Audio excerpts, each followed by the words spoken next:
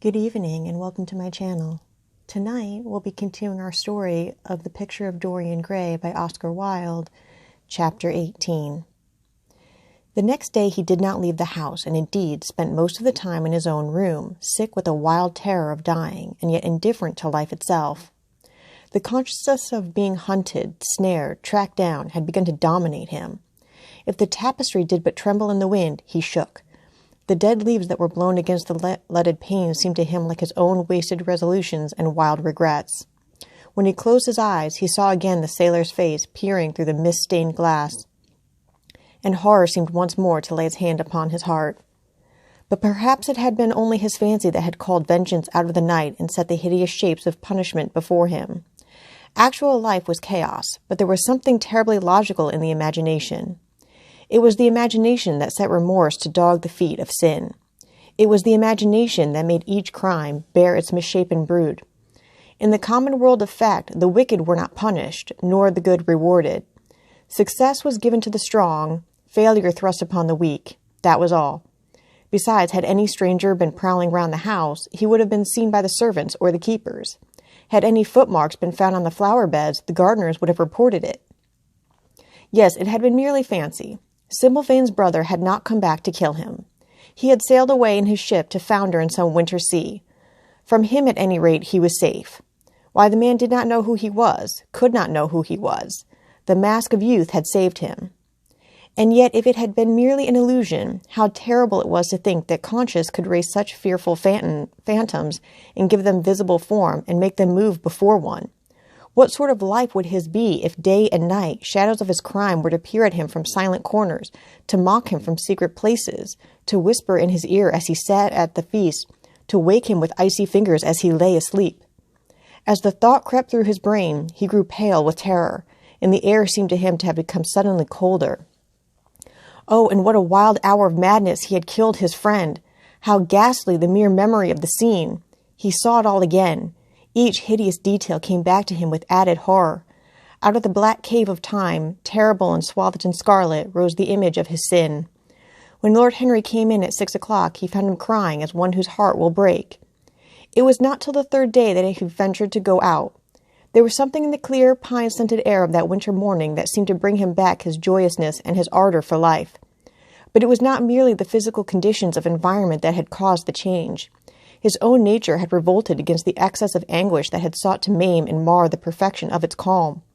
With subtle and finely wrought temperaments it is always so. Their strong passions must either bruise or bend. They either slay the man or themselves die. Shallow sorrows and shallow loves live on. The loves and sorrows that are great are destroyed by their own plenitude. Besides, he had convinced himself that he had been the victim of a terror-stricken imagination, and looked back now on his fears with something of pity and not a little of contempt. After breakfast, he walked with the Duchess for an hour in the garden, and then drove across the park to join the shooting party. The crisp frost lay like salt upon the grass. The sky was an inverted cup of blue metal. A thin film of ice bordered the flat, reed-grown lake. At the corner of the pine wood he caught sight of Sir Geoffrey Clouston, the Duchess's brother, jerking 2 spent cartridges out of his gun. He jumped from the cart, and having told the groom to take the mare home, made his way towards his guest through the withered bracken and rough undergrowth. "Have you had good sport, Geoffrey?" he asked. "Not very good, Dorian. I think most of the birds have gone to the open. I dare say it will be better after lunch when we get to new ground." Dorian strolled along by his side. The keen aromatic air, the brown and red lights that glimmered in the wood, the hoarse cries of the beaters ringing out from time to time, and the sharp snaps of the guns that followed, fascinated him, and filled him with a sense of delightful freedom. He was dominated by the carelessness of happiness, by the high indifference of joy. Suddenly, from a lumpy tussock of old grass some 20 yards in front of them, with black-tipped ears erect and long hinder limbs throwing it forward, started a hare. It bolted for a thicket of alders. Sir Geoffrey put his gun to his shoulder, but there was something in the animal's grace of movement that strangely charmed Dorian Gray, and he cried out at once, "Don't shoot it, Geoffrey! Let it live!" "What nonsense, Dorian!" laughed his companion, and as the hare bounded into the thicket, he fired. There were 2 cries heard, the cry of a hare in pain, which is dreadful, the cry of a man in agony, which is worse. "Good heavens, I have hit a beater!" exclaimed Sir Geoffrey. What an ass the man was to get in front of the guns! "Stop shooting there!" he called out at the top of his voice. "A man is hurt!" The head keeper came running up with a stick in his hand. "Where, sir? Where is he?" he shouted. At the same time, the firing ceased along the line. "Here," answered Sir Geoffrey angrily, hurrying towards the thicket. "Why on earth don't you keep your men back? Spoiled my shooting for the day."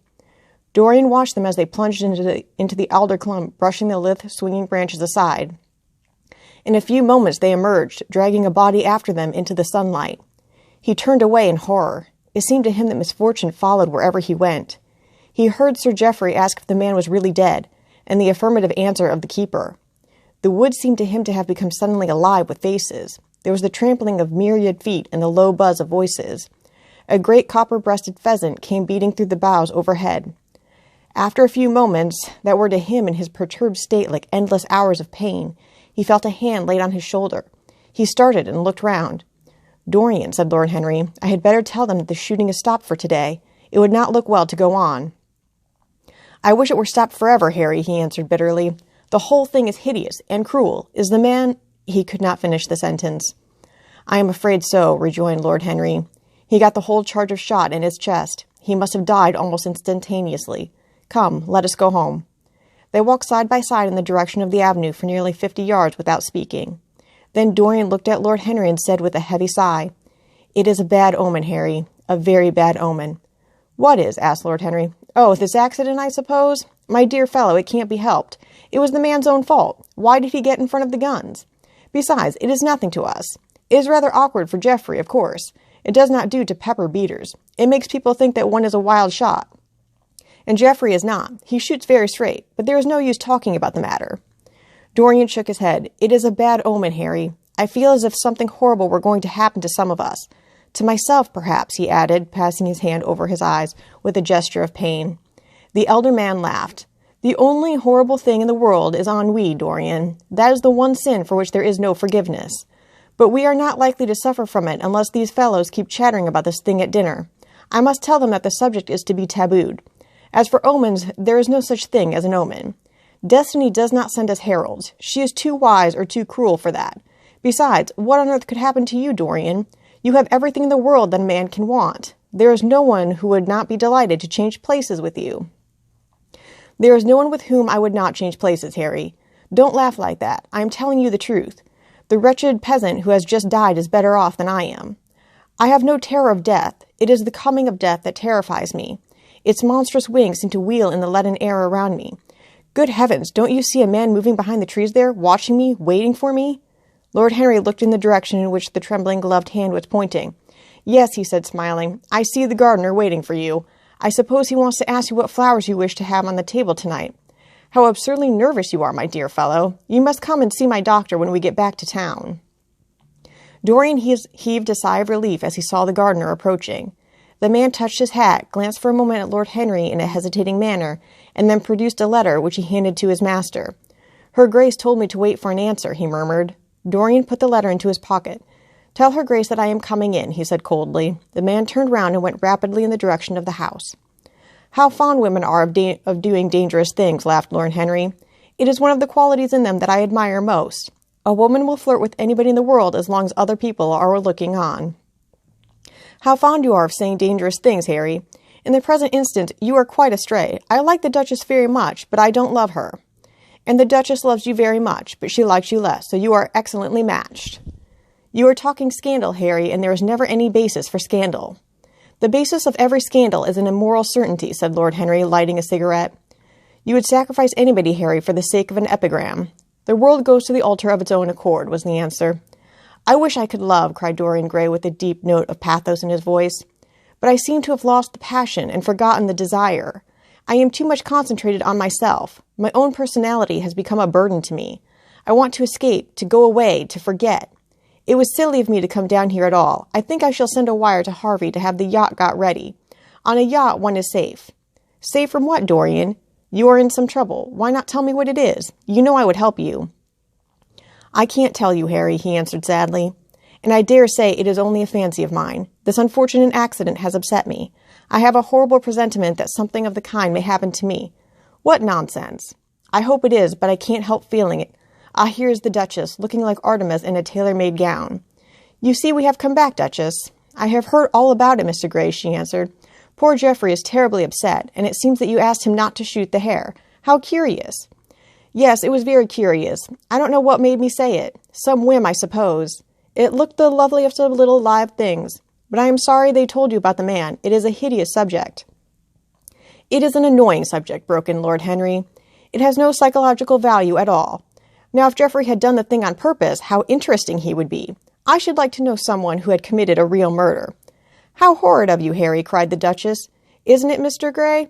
Harry, Mr. Gray is ill again. He is going to faint. Dorian drew himself up with an effort and smiled. It is nothing, Duchess, he murmured. My nerves are dreadfully out of order. That is all. I am afraid I walked too far this morning. I didn't hear what Harry said. Was it very bad? You must tell me some other time. I think I must go and lie down. You will excuse me, won't you? They had reached the great flight of steps that led from the conservatory onto the terrace. As the glass door closed behind Dorian, Lord Henry turned and looked at the Duchess with his slumberous eyes. Are you very much in love with him? He asked. She did not answer for some time, but stood gazing at the landscape. I wish I knew, she said at last. He shook his head. Knowledge would be fatal.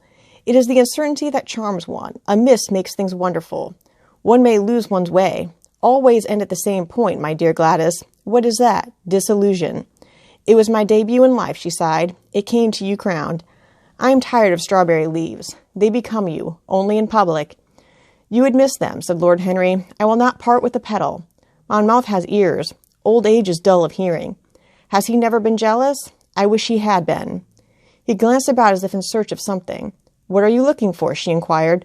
The button from your foil, he answered. You have dropped it. She laughed. I have still the mask. It makes your eyes lovelier, was his reply. She laughed again. Her teeth showed like white seeds in a scarlet fruit. Upstairs in his own room, Dorian Gray was lying on a sofa with terror in every tingling fiber of his body. Life had suddenly become too hideous a burden for him to bear. The dreadful death of the unlucky beater, shot in the thicket like a wild animal, had seemed to him to prefigure death for himself also. He had nearly swooned at what Lord Henry had said in a chance mood of cynical jesting. At 5 o'clock he rang his bell for his servant and gave him orders to pack his things for the night express to town and to have the Brownman at the door by 8:30.